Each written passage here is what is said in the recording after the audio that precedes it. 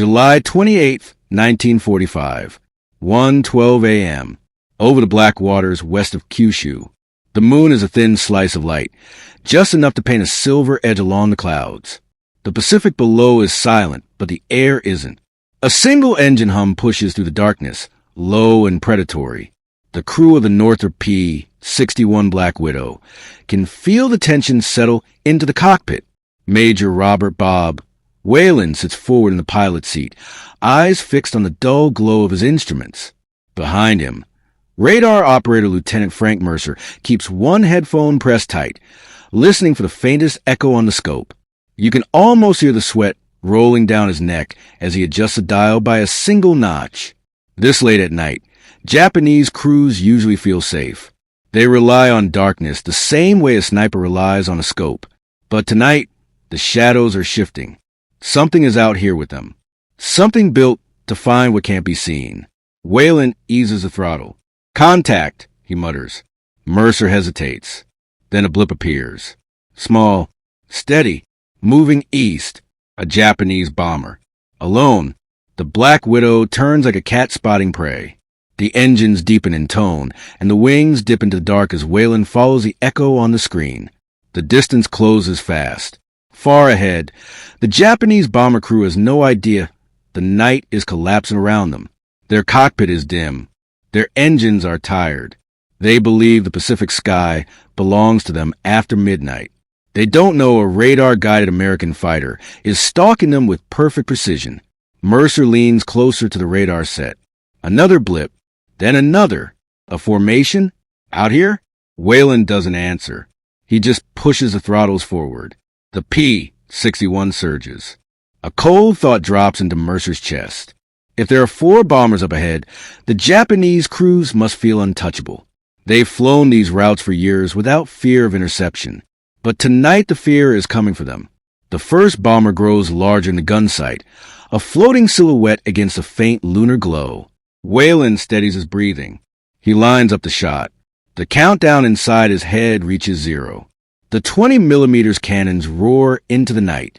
The bomber's left wing erupts, flame blooming like a sudden sunrise. It rolls hard, trailing pieces of itself as it spirals toward the sea. Mercer watches it vanish from the radar. One down. But something else is happening on his screen. The other blips aren't scattering. They aren't diving. They aren't reacting at all. Why? Are they convinced nothing could possibly be hunting them? Whalen adjusts course toward the remaining echoes. Each one is another bomber, another target, and all of them are still flying in a straight line, as if the night is empty. Mercer feels a shiver crawl up his arms. "They don't know we're here," he whispers. Whalen doesn't reply. He just pushes the throttles again. The hunt has officially begun. The ocean slips away beneath the Black Widow as Whalen climbs a little higher. The air thins. The engines settle into a steady growl. Mercer keeps his eyes locked on the green sweep of the radar. The 3 remaining blips sit there like they're painted on the screen. Still in formation. Still on course. Still unaware. It's unreal. Most bomber crews would break instinctively after seeing one of their own vanish in a fireball. But Japanese night crews are trained differently. They trust the darkness. They believe the Pacific is too vast for a lone American fighter to track them, let alone pick them off one by one. And that belief is about to cost them everything. Mercer adjusts his mic. Second target is 7 miles ahead. Same altitude. They're not even tightening formation. Whalen gives a tight nod, eyes pointed toward the black wall of sky. He doesn't need to see the bomber yet. He can feel it out there. Big, slow, exposed. The P-61 edges closer until the bomber finally takes shape. At first, it's just a darker patch in the night, then the outline of broad wings, then the glint of a canopy catching moonlight. Whalen takes a breath. Another one who never saw it coming. He angles in, staying low and behind to keep his silhouette invisible. You can almost feel the cold air rushing along the canopy as the Black Widow lines up again. Mercer whispers, "You're clear." Whalen squeezes the trigger. The cannons light up the sky. Tracers carve a straight line that punches through the bomber's fuselage. A burst hits the right engine, and it erupts like someone swung open the door of a furnace. Flames trail across the wing. The bomber twists, fighting gravity. Then it drops. Mercer watches the blip fade from his screen. 2 down. He swallows hard. This is unreal. They're not reacting. Not one of them. The last 2 bombers keep moving like they're on rails. No evasive turn. No radio chatter. Nothing. It hits Mercer all at once. They think we're one of them. They must think the explosions are engine failures. Whalen doesn't answer, but the idea lands. Out here, with no ground control and no night fighter threat expected, those bomber crews are flying blind in more ways than one. The Black Widow moves back into the dark. The engines drop to a quiet hum. The air feels heavy, like the night is holding its breath. Mercer leans into his scope again. The third target is ahead, close to the coastline now. Whalen steadies the plane, closing the distance. But something feels different. The air begins to tremble. A faint vibration pulses through the cockpit. The engines waver for a second. Whalen frowns. Did you feel that? Mercer checks his readouts. Yeah, that wasn't them. That was us. A shiver runs through the fuselage. The engines cough again, only for a moment, but enough to grab both men by the throat. Then Mercer spots something else. On the far edge of his screen, a 4th blip shifts. Not by much, just a small movement, a hesitation. Bob, he says quietly. I think they finally realized. Whalen tightens his grip on the controls. If those bombers scatter now, the hunt gets harder. If they call for help, the night could fill with fighters. The window is closing, and the 3rd bomber is only seconds away. The coastline grows clearer beneath the clouds, a jagged edge of Japan lit by the soft glow of scattered fishing villages. Whalen keeps the Black Widow tucked low, using the dark sea as cover. The 3rd bomber is ahead, lumbering along at a steady pace. But this time, something is off. Mercer leans closer to his radar. Target's drifting just a little. It's the first sign of awareness all night. A hesitation. A wobble. A crew finally asking the question they should have asked an hour ago. What's out here with us? Whalen raises the nose a touch, sliding into position behind the bomber.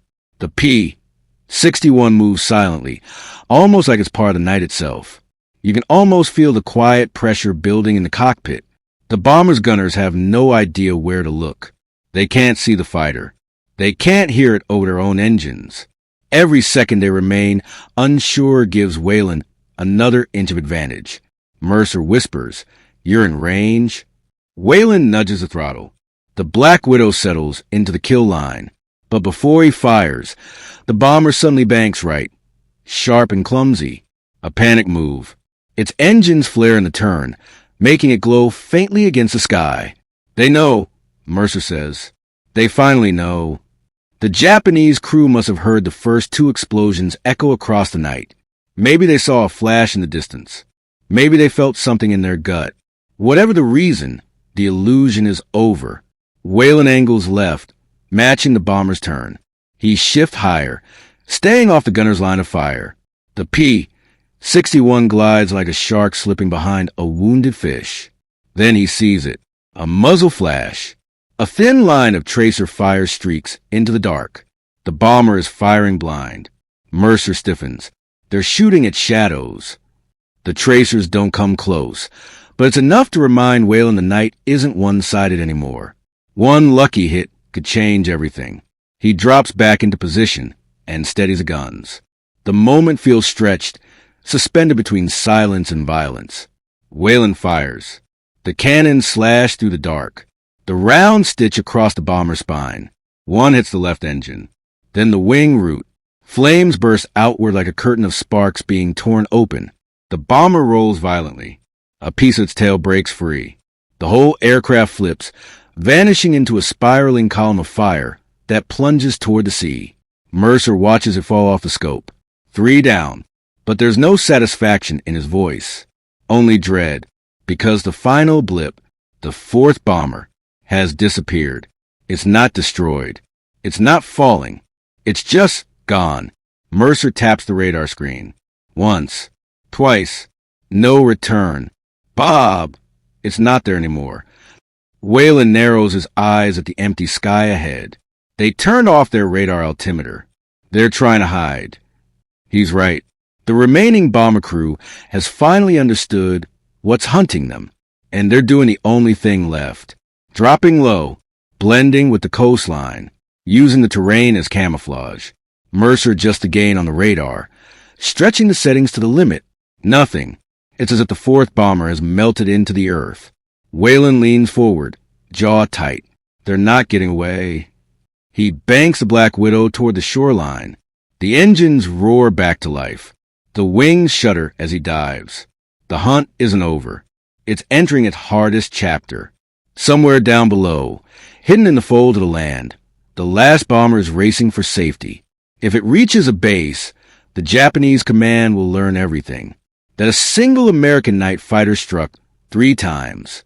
Unseen, unanswered, unbelieved, and that realization could change their entire night strategy. Whalen takes the P-61 lower. The coastline rushes up at them. The cockpit lights flicker as turbulence hits. Mercer's voice drops to a murmur. We need to find them before they vanish for good. A faint echo appears on the edge of the radar. Weak, flickering. Then it disappears. Then it comes back. Mercer's heartbeat kicks hard. Bob, I think I've got them. Whalen pushes the throttle to the stops. The final chase has begun. The Black Widow drops to less than 1,000 feet, slicing between pockets of low cloud. The coastline is a dark patchwork of cliffs, coves, and narrow valleys. It's the worst place to chase someone, and the best place to hide. Mercer adjusts the radar again. Fingers quick, breath tight. The signal keeps fading in and out, like the bomber is slipping behind the terrain. Come on, just hold still, he mutters. A thin pulse returns. Weak, ghost-like. There, he snaps. Bearing 085. They're hugging the shoreline. Whalen doesn't hesitate. He banks hard, and the Black Widow rolls into the turn. Gravity pushes both men into their seats. You can almost feel the weight pressing down while the dark sea flies past the canopy. They're running for home, Mercer says. They know if they break inland, radar won't see them. Whalen keeps the plane low and fast. Then we catch them before they do. Ahead, the coastline bends inward. A shallow inlet opens into a valley. If the bomber slips inside, it'll disappear for good. Whalen pushes the throttles forward until the engines howl. The P-61 surges. Mercer's eyes lock on the radar. Getting stronger. They must have pulled up for a second. Then something flickers above the valley. A shadow, a silhouette, a shape where the sky should be empty. Whalen sees it too. Got you. The bomber is low, almost scraping the ridgeline, hoping the mountains will swallow the sound of its engines. The crew must be terrified now. After an hour of silence, after watching their formation vanish one by one, they know what's behind them. Mercer exhales. They're climbing. They want altitude for the final sprint. Whalen smiles tightly. Bad move. The P-61 climbs with them, closing the gap. You can almost feel the tension coil inside the cockpit as the bomber's outline sharpens. A gunner opens fire. Tracers snap past the Black Widow's nose, glowing bright in the night. It's the first accurate burst all night. The gunner must have finally seen something. Maybe a flicker of moonlight off the Widow's nose. Maybe the wake of disturbed air. But it's too late. Whalen kicks the rudder left, dodging the burst. The bomber's tail gunner keeps firing, but the angles are wrong. The shots drift wide. Then the bomber makes a desperate move. It dives straight into the valley. Mercer tenses. If they go low, we lose radar again. Whalen follows anyway. The P-61 plummets into the darkness, closing fast. The ground rises up toward them. Trees blur. Cliffs tighten on both sides. It's a reckless chase, and both men know it. Mercer grips the edge of his console. Bob, pull up if you need to. No chance. Whalen trims the nose, staying locked behind the bomber. His instincts take over.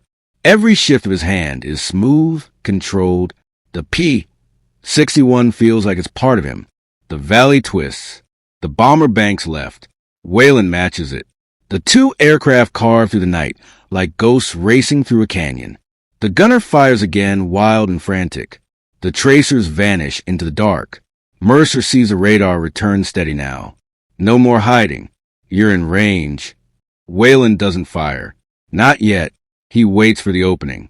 The bomber rises out of the valley, climbing again, engines straining. They're out of room. Whalen lines up the shot. Mercer whispers, "Do it." The cannons ignite. The bursts slam into the bomber's right wing. A flare of sparks. Another burst. Something metal tears away. The engine erupts in fire that stretches across the nacelle and back toward the fuselage. The bomber lurches left, then right, then nose down. It tries to pull up. It can't. The flaming aircraft drops behind a ridge, trailing a long arc of fire before disappearing in a deep, echoing bloom of light. Mercer watches the radar. Nothing. For bombers. 80 minutes. All gone. The cockpit is silent for a long moment. Whalen finally exhales. They thought the night belonged to them. Mercer nods. Not tonight. But before he can settle, something crackles in his headphones. A faint signal. A fragment of Japanese radio traffic. Confused. Panicked. Urgent. Whalen glances over. They know something happened. Mercer listens again, eyes narrowing. "Bob, I think they think it was more than one fighter." He turns up the volume. The fragmented voice repeats a phrase over and over. Multiple attackers, many aircraft, unseen fighters. None of them believe a single P-61 could have done it. And that misunderstanding is about to change the entire region's night operations. The Black Widow climbs back toward open sky, leaving the jagged ridges behind. The engines settle into a steady hum again, but neither man relaxes. Mercer keeps one ear pressed to his headset, listening to fragments of chatter drifting through the night. The voices are shaky. Some whisper, some shout. All of them carry the same edge of fear. Whalen glances over. What are they saying now? Mercer adjusts the frequency. They're reporting multiple interceptions. Some think it was a group of fighters. Others think it was a new kind of aircraft. Whalen smirks. A whole squadron, huh? Mercer shakes his head. No, they think it was something else. Something they couldn't see. That part lingers in the cockpit. The Japanese crews flying tonight weren't rookies. They knew the Pacific sky. They trusted the night. They believed American night fighters were slow, limited, and usually stayed close to bases. They'd flown past P-70s and early interceptors before. They had never seen anything like a P-61, a plane built from the ground up for darkness, radar that could see through clouds, cannons that could shred a bomber in one burst, and most important, a crew trained to make that radar deadly. Mercer tilts his headset again. More chatter spills in, fast and nervous. Reports of unknown attackers. Bombers down with no visual contact. Possibly many fighters. Possibly American Night Squadron. Possibly invisible aircraft. He looks at Whalen. This is spreading fast. Whalen keeps the Black Widow steady. The moon glints faintly across the canopy. Let them spread it. It wasn't arrogance. It was strategy. Fear was a weapon, especially now, when Japan was stretched thin. Their radar net was limited. Their night fighter force was small. Their bombers depended on the myth of safety in darkness. Tonight shattered that myth. Mercer pulls back from the console, running the numbers through his mind. If they think we're more than one fighter, they'll reroute everything. They'll change altitudes. They'll split formations. They'll pull back. Maybe even delay missions. Whalen nods, and every change slows him down. Down below, the coastline grows distant as the P-61 turns back toward the sea. The city lights fade. The mountains fade. Even the last glow of the crash bomber fades. For a moment, everything is quiet. Just the engines and the endless night. Mercer finally leans back and exhales. 4 bombers in 80 minutes. You know that's going to raise eyebrows at command. Whalen chuckles. They'll say it was luck. Mercer shakes his head. No, not this time. This was precision and timing. and a little bit of fear on their side. Then something new appears on the radar. A faint return. Not a bomber. Not a fighter. Just a small blip rising from the coastline.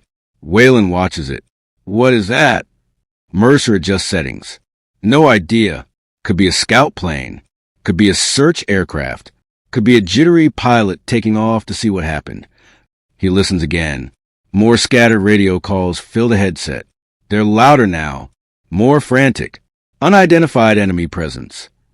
Multiple losses. Unknown number of attackers.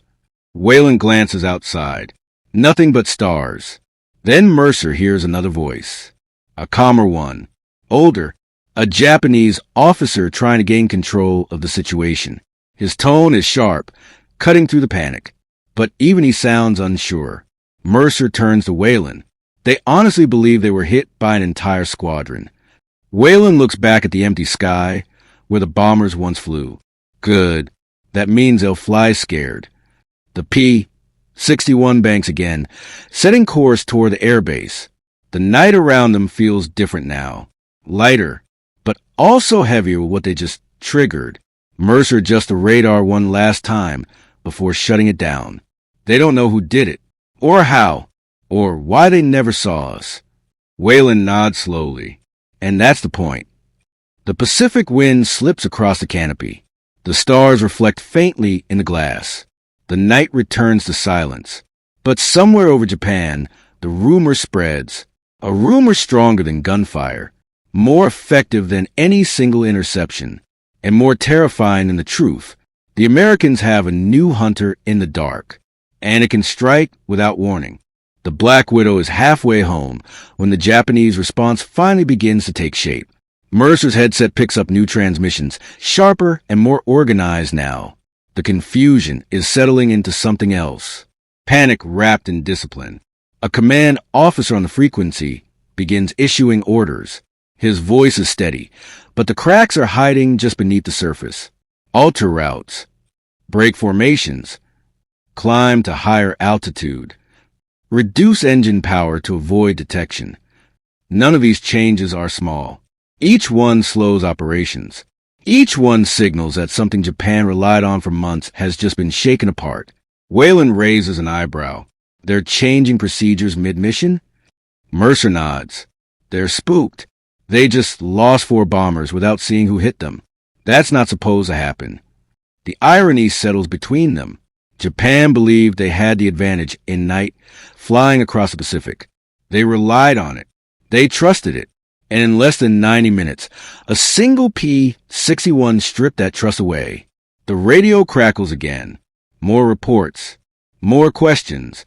A pilot claims he saw lights in clouds. Another swears multiple American aircraft were circling. One even insists he saw a silhouette with 2 tails, bigger than any fighter he knew. Whalen smirks. 2 tails. That one's not far off. The P-61 was a small aircraft. In the darkness, its bulk could easily be mistaken for something larger, something threatening, something new. Mercer leans in again. Listen to this. A new transmission rolls through. A ground controller is trying to figure out how many attackers were in the area. He repeats the same question 3 times. No one gives a number. No one knows. Estimate. Unknown. Was it a squadron? Possibly. Was it more than 10? Yes, maybe. Mercer lets out a low breath. They're guessing in the dark. That's where we live. Whalen says quietly. They don't. The Black Widow continues across the water. Engine steady as the glow of their own coastline finally appears far off on the horizon. The night becomes calmer. The hunt is over. But the impact of that hunt is still spreading. Mercer finally removes his headset, rubbing the side of his face. His voice softens. History will say it was 4 bombers. But that's not the whole story. Whalen glances over. Go on. They weren't just targets, Mercer says. They were part of Japan's strategy. Their confidence. Their routine. They trusted the night because nothing hunted them in it. He gestures toward the canopy glass. Toward the dark sky they just ruled. Tonight, prove the night isn't theirs anymore. Whalen looks out at the moonlit ocean as the base draws closer. It never was. They just didn't know we were coming. Ahead, a thin strip of runway lights emerges through the darkness. It looks small from this distance. Quiet, almost peaceful. But both men know they're flying home with the kind of story that doesn't stay quiet for long. As they descend to the last layer of cloud, Mercer checks the radar one more time before powering it down. The screen is blank now. Calm. Empty. He smiles. Not bad for one fighter. Whalen chuckles. Let's see how Command reacts when they hear we shut down a whole region for a night. But before either man can settle into the landing, Mercer freezes. A final radio transmission slips into his headset. This one isn't frantic. It isn't confused. It isn't panicked.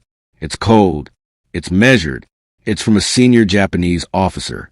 Unknown American weapon, possible new radar fighter. Treat all night routes as compromise until further notice. Mercer's eyes widen. They think we're flying a new kind of aircraft. Whalen lifts the Black Widow's nose for landing. Let them believe it. Because sometimes fear doesn't need firepower. Sometimes the idea of an unstoppable hunter in the dark does the work on its own. The wheels touch the runway. The P-61 settles into the roll. The engines wind down. But in the skies over Japan, one idea continues to grow. The Americans have a ghost in the night, and it's coming for them. The moment Whalen and Mercer climb down from the cockpit, the night air feels different. Cool, heavy, expectant. Mechanics jog over with chocks and fuel lines, but the usual chatter dies when they see the look on the crew's faces. Nobody asks. Nobody jokes. Nobody even smiles. Something big happened up there, and everyone can feel it. Whalen pulls off his gloves as he walks toward operations. Mercer follows close behind, still looking like he's half in the radar scope. The base is lit only by a few dim lamps to preserve night vision. Their footsteps echo across the concrete. Inside the operations building, the air is warm and smells like coffee that's been sitting for hours. A flight controller looks up and freezes. You're the ones who took off an hour ago. Whalen nods. 80 minutes. The controller blinks. Command wants you upstairs. Now.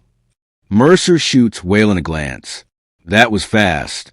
They head up the narrow stairwell. At the top, the door is already open. A handful of officers stand around a large map table. Cigarettes burn in ashtrays. Someone is writing notes so fast the pencil is squeaking. An intelligence officer turns toward them. You boys stirred something up.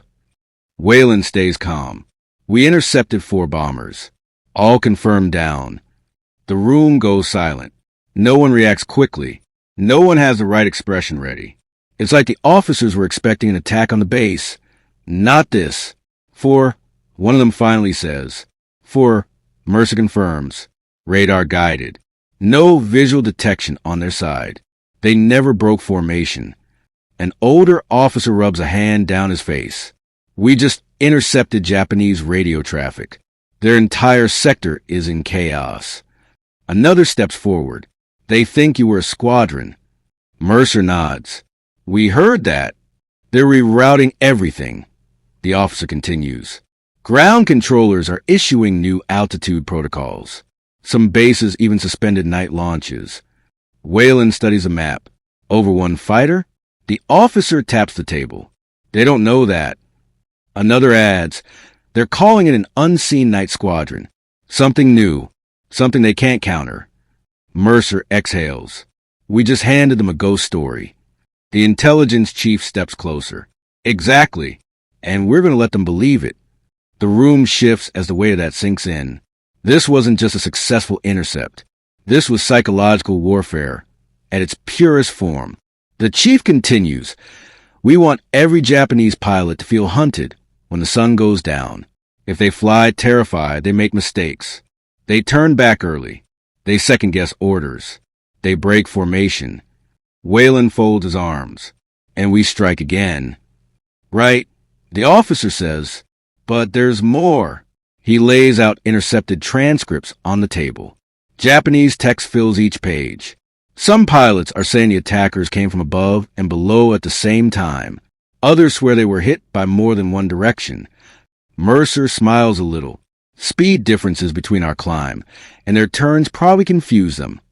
Exactly. And confusion spreads fast. The chief points at Whalen.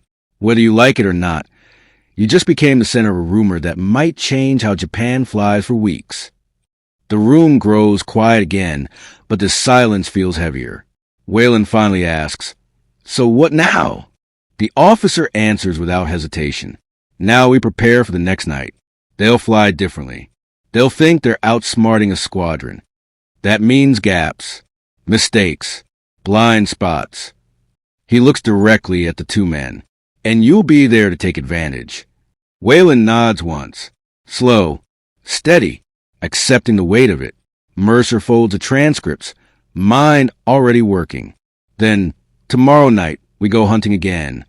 The officers exchange glances. One of them finally says, "Not just hunting." He taps the map. "Tomorrow, you become the ghost they fear." Outside, the night is quiet again. Too quiet, like the sky itself is waiting. And somewhere in Japan, pilots are staring into the dark, wondering what unseen force took four of their bombers in a single night, wondering if it will return. The men on deck didn't speak at first. Nobody knew what to say. The ocean was quiet except for the crackle of small fires on the water. A few life rings drifted past, but there were no survivors. Kamikaze pilots rarely survive their own missions. The young sailor who had tried to pull the Japanese pilot aboard earlier stood at the rail. He looked frustrated, almost angry. The captain rested a hand on his shoulder. "It's not your fault," he said. The boy didn't answer. Below deck, the damage control teams were still patching holes. Steam hissed from ruptured pipes. The ship smelled like smoke, metal, and salt water. But she was still moving. They had survived the day. Up in the sky, the carrier's fighters circled back and forth. No more planes showed up. For the first time in hours, the horizon was empty. One lieutenant whispered, "If he wanted revenge, why hesitate?" Another shrugged. Maybe even a kamikaze can change his mind. No one really knew what had happened inside that pilot's head. But everyone agreed on one thing. Hesitation saved the ship. The sun dipped low, turning the waves gold, and the crew finally exhaled, as if realizing they were still alive. That evening, the captain wrote the official report. His handwriting was steady, but his expression showed the weight of the day. The room was quiet except for the scratch of his pen. He described the attack in clear detail. The dives, the explosions, the fire teams, the evasive turns. Then he got to the strange part, the pilot who broke off at the last second. He paused for a moment before writing that line. He knew the admiral would ask questions. Command didn't like uncertainty, but leaving it out would be dishonest. So he wrote exactly what the men had seen. One enemy aircraft approached in a direct suicide trajectory, but disengaged at close range for unknown reasons. The XO stood nearby, reading over his shoulder. "You think anyone will believe it?" The captain closed the logbook. "I don't care if they believe it. It happened." Outside, the crew was finishing repairs. Welders worked under portable lamps. Damaged cables were replaced. Loose gear was secured. The ship looked battered, but determined. Down the corridor, the ship's chaplain was talking with a group of sailors. They asked him why someone trained to die would choose not to. He didn't have an answer. He only said, "Sometimes mercy doesn't make sense." When the captain stepped outside onto the deck, he watched the night settle over the Pacific. The sea was calm again, but the memory of the pilot's sudden turn stayed in his mind. He couldn't shake the feeling that the pilot wasn't trying to kill them anymore. That, for a few seconds, he had been just a young man who wanted to live. Morning came with a pale sky and a quiet sea. The crew moved slowly, still worn from the attack. Then the radar shack broke the silence. Contact. Single aircraft. Bearing 180. Closing fast. Every head snapped up. The captain didn't hesitate. Launched the night fighter. Get Wolverine airborne now. The P-61 crew sprinted across the deck. Engines roared, props blurred, and the Black Widow thundered into the sky. Its glossy black fuselage cut through the morning haze like a shadow with a purpose. Inside the cockpit, the pilot, Lieutenant Jack Combs, adjusted his throttle. The radar operator, Sergeant Henry Blake, already had the scope lit. Got him. Low altitude. Tight vector. Looks like he's alone. A lone inbound aircraft after last night's chaos? It didn't feel random. You thinking what I'm thinking? Combs asked that this might be someone who lost his nerve and is coming back to finish the job. Blake replied. They pushed deeper into the haze. The coastline rolled below them. Waves slapped against jagged rocks. The Black Widow kept climbing, patient, silent, hunting. Then Blake leaned closer to the screen. I've got a silhouette. 70 degrees right. Combs banked gently until the shape came into view. A Japanese bomber. Slow, low, almost drifting. The strangest part? No escort. No formation. No attempt to hide. Why is he alone? Blake muttered. Combs eased closer. Let's find out. As they closed the distance, they saw movement in the bomber's cockpit. One figure, leaning forward, not frantic, almost waiting, like he knew the P-61 would come. Combs steadied his hand on the trigger, but something stopped him.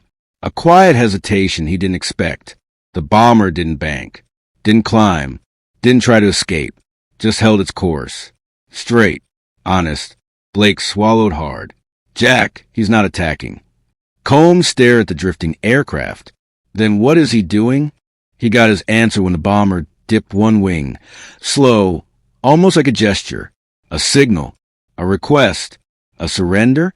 Combs felt a chill run down his spine. This wasn't in the manuals. Then Blake looked at his scope again and stiffened. Jack, wait.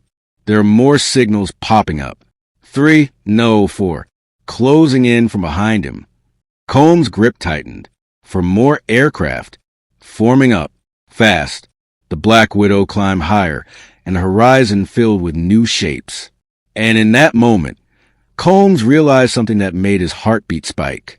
That guy isn't surrendering, he whispered. He's running. And the 4 aircraft behind him weren't running at all. They were hunting. And they just found him. The sky was about to explode. Combs shoved the throttles forward. The engines growled as the Black Widow surged ahead. Blake kept calling out distances as the radar lit up with the new contacts. They're closing fast. Looks like a 4-ship bomber squadron. Same altitude. Same trajectory. Combs leveled out alongside the lone bomber, giving it space but staying close enough to study every move. The pilot inside still didn't reach for his guns. He didn't even look panicked. He just kept glancing over his shoulder toward the approaching formation. Blake exhaled sharply.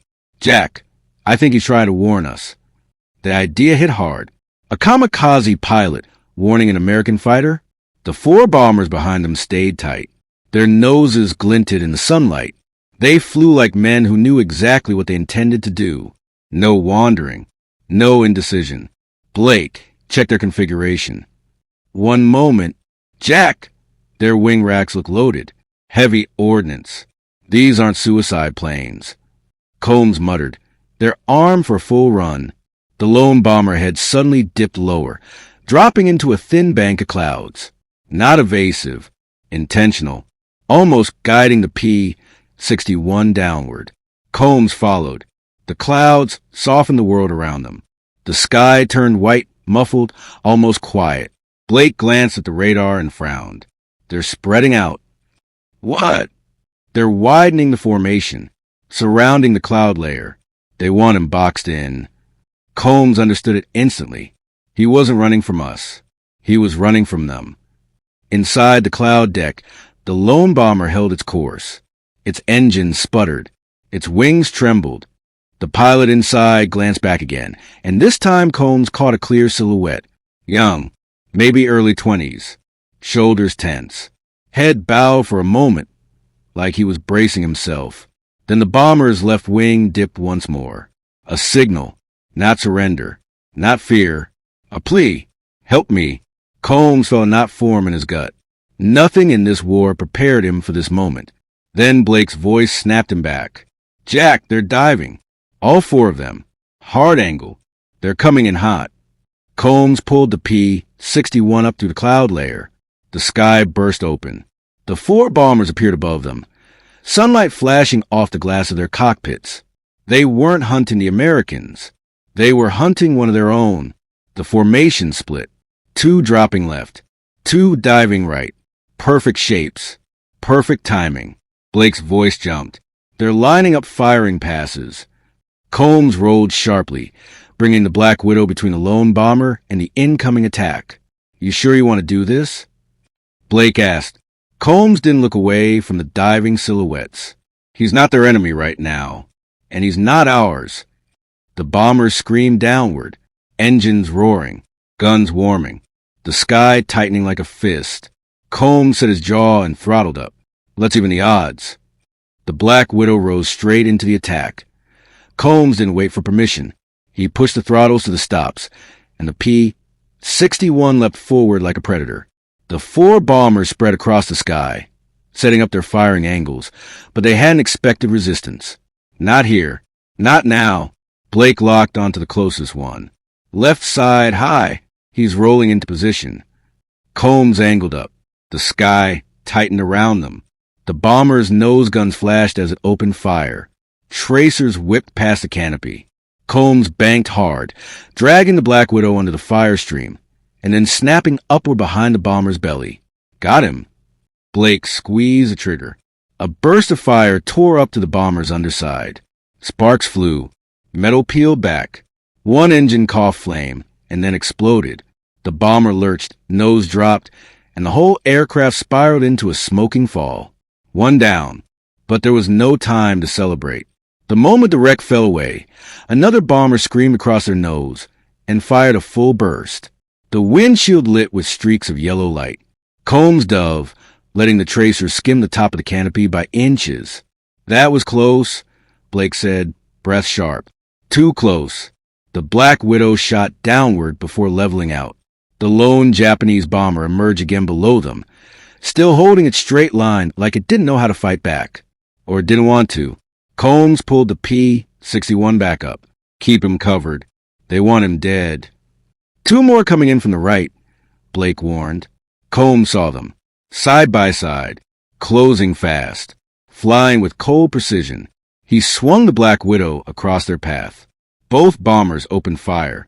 Twin rivers of tracers cut the air. Combs rolled the aircraft into a tight corkscrew and dropped low, coming out beneath their formation. Blake caught one with his turret as they passed overhead. A clean line, a clean burst. The bomber's right wing detonated. The aircraft flung itself into a wild spin, trailing smoke like a falling torch. It hit the ocean seconds later. 2 down, but the remaining pair didn't break. They swung wide and regrouped. These 2 were more experienced. Their approach was sharper, final, coordinated. Blake whispered, "Jack, they're going for a pincer." He was right. One bomber climbed high. The other dropped low. They were coming in from both angles, forcing Combs to choose one to fight and one to survive. "Jack," Blake said again, "pick one.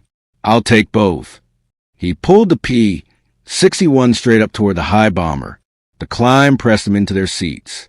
The attacking bomber let loose a long burst, but Combs twisted left and slipped behind its sweep. Blake fired again. The high bomber's tail shattered. It nosed forward and vanished in a burst of fire. 3 down. But the last bomber was already diving for the lone aircraft below, guns ready. It wasn't coming for the Americans. It wasn't even trying to escape. It was committed to one thing: finishing the man who fled from them. Combs shoved the stick forward. The Black Widow dropped like a stone. His engines howled as he tried to close the distance. Come on, Blake muttered. The bomber lined up perfectly behind its target. The young Japanese pilot must have known. He didn't turn, didn't climb, didn't even flinch. Combs saw the bomber's gun spark. No! He fired before he even had a clean angle. A stream of cannon fire ripped across the bomber's spine. The enemy aircraft burst apart midair. The explosion bloomed like a tearing sun. Wings separated. Engines blew out. Debris rained across the sky. 4 down. Silence followed. Heavy. Unnatural. The lone Japanese bomber kept flying. Steady. Straight. Like the pilot couldn't believe he was still alive. Blake dropped his hands from the controls. "We just saved a man who tried to kill Americans yesterday." Combs didn't answer, because the lone bomber was slowing and beginning a gentle turn toward them. The lone Japanese bomber leveled off, engine steady but still rattling from its earlier flight. Combs eased the P-61 closer, keeping a safe distance. The pilot inside hadn't fired. He hadn't tried to evade. He just held a steady course, almost as if he knew the Americans were his only chance. Blake adjusted the turret, eyes narrowing. "Jack," he's signaling. Combs squinted at the bomber. Subtle movements of the wings and rudder. An unmistakable code. Not aggressive. Not threatening. A message. "He wants guidance," Blake said quietly. "Or maybe trust." Combs felt a chill. He had trained for dogfights, intercepts, and night hunts. He had never trained for mercy.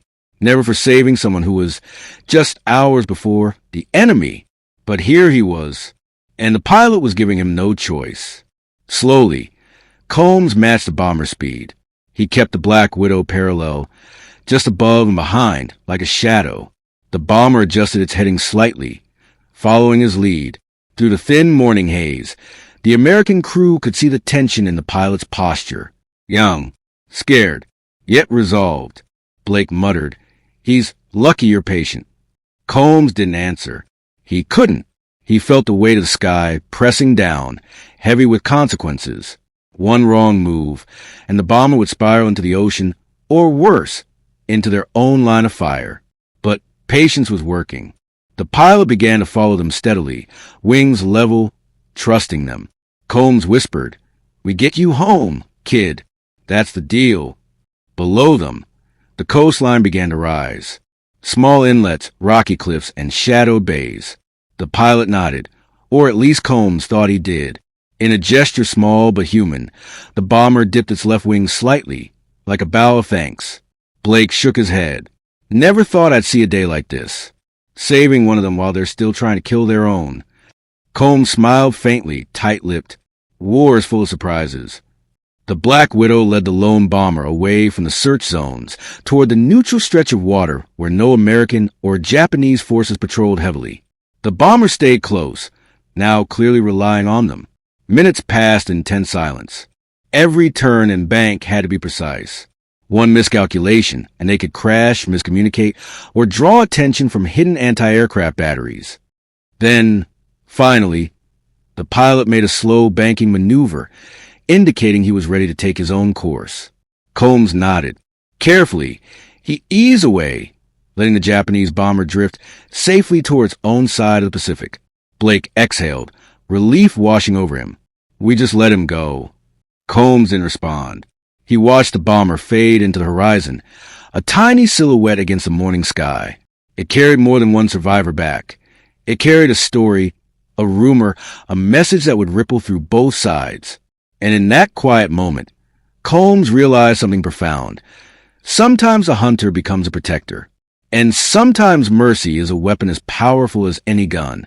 The Black Widow banked away, engines roaring softly. Ahead, the coastline came into view. Their base, their own men, safe, mission complete. But the events of this night, the disappearances of rumors, the ghostly hunts in darkness, would not fade. Not quickly, not ever, because legends are born from moments like these, and this was one of them.